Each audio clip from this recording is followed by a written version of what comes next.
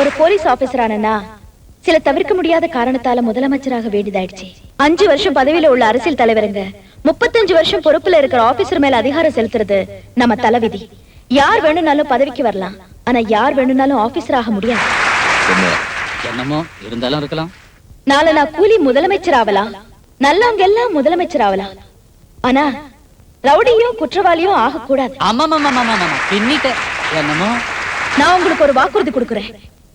முதலமைச்சரான மறு நிமிஷம் பெரிய மனுஷங்க போர்வையில இருக்கிற ரவுடி பசங்களை மட்டும் நான் விட போறதில்லை.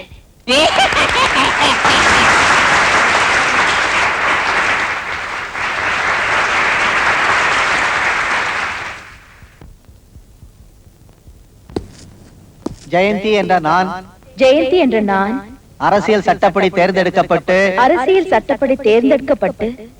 பாரத தேசத்துக்காக உண்மையும் நம்பிக்கையும் பணிவையும் காட்டுவேன். பாரத தேசத்தின் ஆட்சி அதிகாரத்தை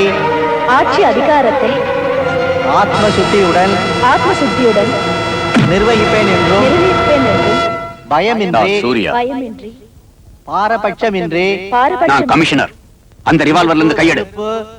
விருப்பு வெறுப்பு இல்லாமல்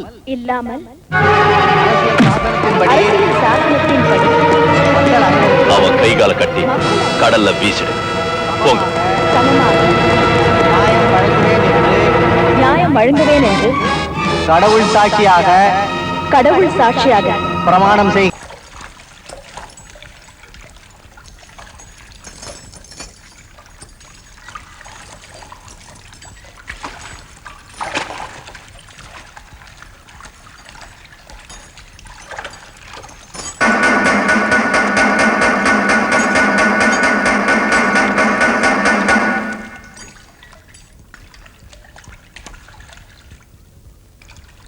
You kill my father.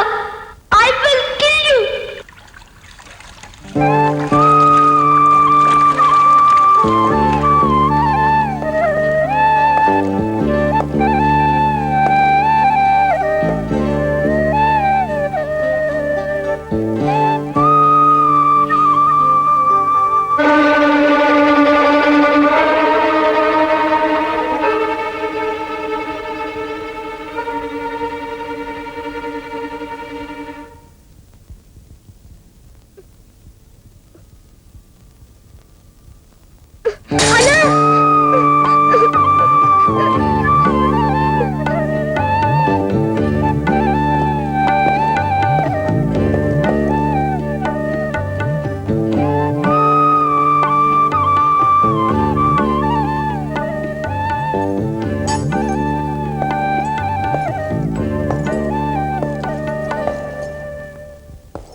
Sorry Jayanthi. கிழக்குல உதிக்கிற சூரியன் மேற்குல அஸ்தமிக்கிறது தவறாது. நான் அஸ்தமனத்தை பாக்குறதில்ல. நாளை சூரியோதயத்துக்காக காத்துக்கிட்டு இருப்பேன்.